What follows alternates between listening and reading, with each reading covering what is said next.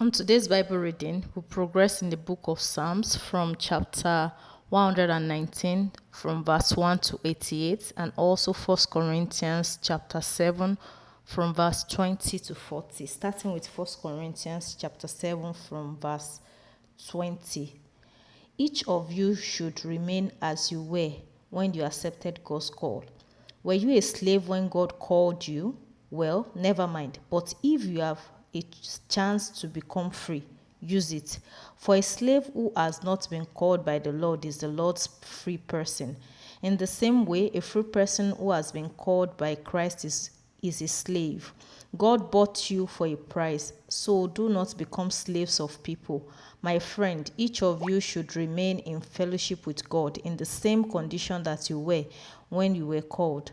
Now, concerning what you wrote about unmarried people, I do not have a command from the Lord, but I give my opinion as one who by the Lord's mercy is worthy of trust.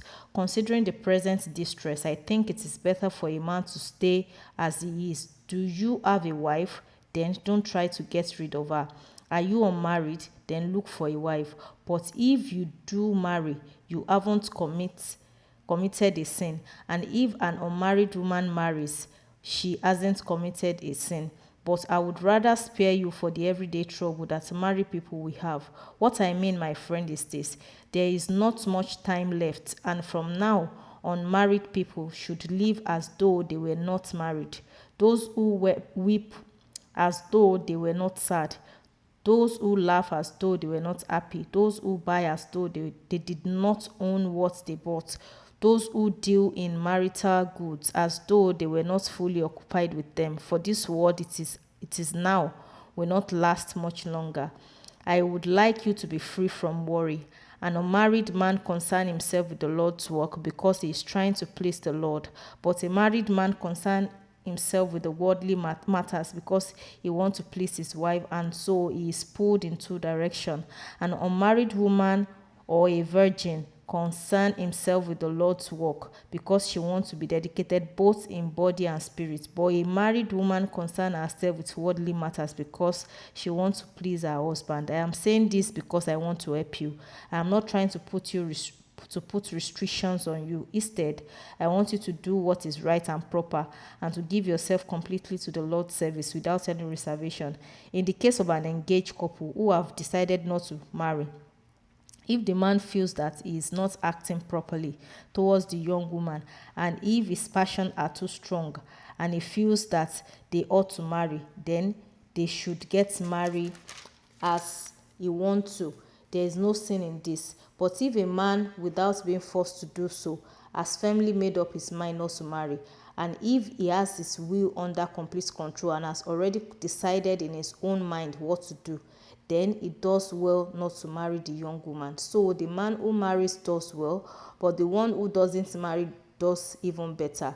A married woman is not free as long as her husband lives, but if her husband dies, then she is free to be married to any man she wishes, but only if he is a Christian. She will be happier. However, if she stays as she is, that is my opinion, and I think that I too have God's spirit. Now moving to Psalm 119 from verse 1 to 88. Starting with verse 1. Happy are those whose lives are faultless, who live according to the law of the Lord. Happy are those who follow his commands, who obey him with all their heart. They never do wrong. They walk in the Lord's way. Lord, you have given us your laws and told us to obey them faithfully. How I hope that I shall be faithful in keeping your instructions. If I pay attention to all your commands, then I will not be put to shame. As I learn your righteous judgment, I will praise you with a pure heart. I will obey your laws. Never abandon me. How can young people keep their lives pure? By obeying your commands. With all my heart I try to serve you. Keep me from disobeying your command. I keep your law in my heart so that I will not sin against you. I praise you, O Lord. Teach me your ways.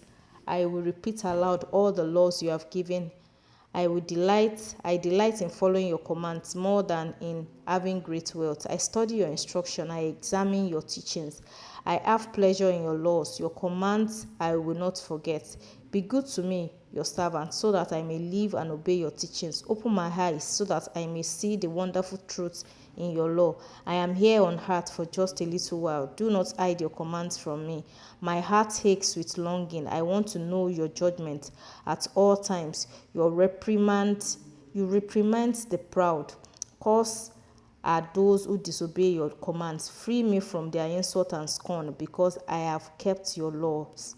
The rulers meet and plot against me, but I will study your teachings. Your instruction give me pleasure. They are my advisors. I lie defeated in the dust. Revive me as you have promised. I confessed all I have done, and you answered me. Teach me your ways. Help me to understand your laws, and I will meditate on your wonderful teachings. I am overcome by sorrow. Strengthen me as you have promised. Keep me from going wrong way, and in your goodness teach me your law. I have chosen to be obedient. I have paid attention to your judgment. I have followed your instruction, Lord. Don't let me be put to shame. I will eagerly obey your commands, because you will give me more understanding. Teach me, Lord, the meaning of your laws, and I will obey them at all times. Explain your law to me, and I will obey it. I will keep it with all my heart. Keep me obedient to your commandments, because in them I find happiness. Give me the desire to obey your laws rather than to get rich. Keep me from paying attention to what is worthless. Be good to me as you promised. Keep your promise to me, your servants, the promise you make to those who obey you. Save me from the insults I fear. How wonderful are your judgments. I want to obey your commands. Give me new life, for you are righteous. Show me how much you love me, Lord, and save me according to your promise. Then I can answer those who insult me, because I trust in your word.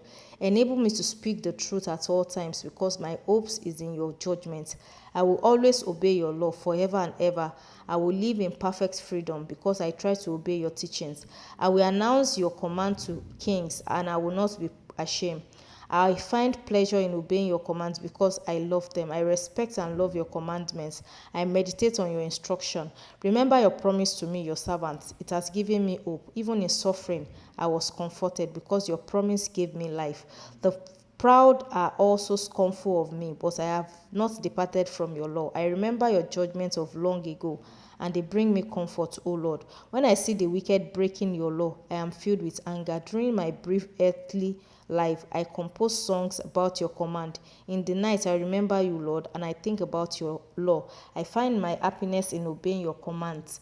You are all I want, O Lord. I promise to obey your laws. I ask you with all my heart to have mercy on me, as you have promised.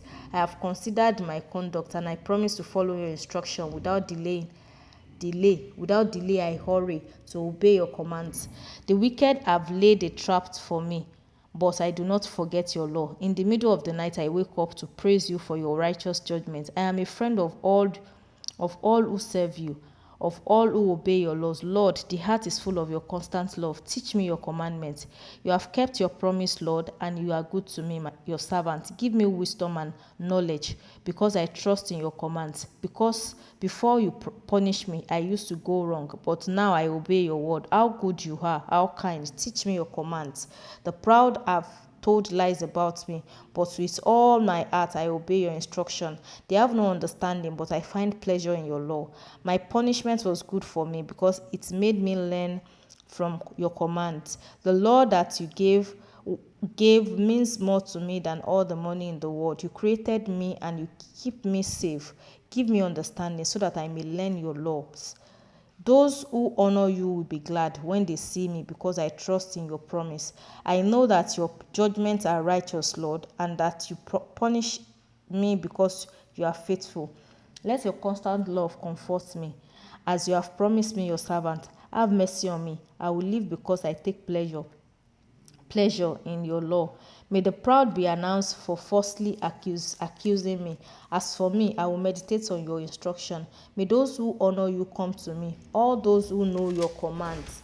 May I perfectly obey your commandment, and be spared the shame of defeat. I am worn out, Lord, waiting for you to save me. I place my trust in your word. My eyes are tired from watching what you promised. Why I asked, when will you help me? I am as useless as a discarded wineskin, yet I have not forgotten your commands. How much longer must I wait? When will you punish those who persecute me, the proud who do not obey your law?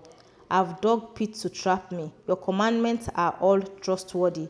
People persecute me with lies. Help me.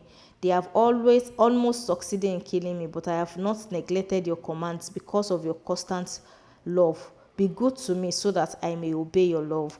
Hallelujah. Check in caption for the summary of today's Bible reading. See you tomorrow.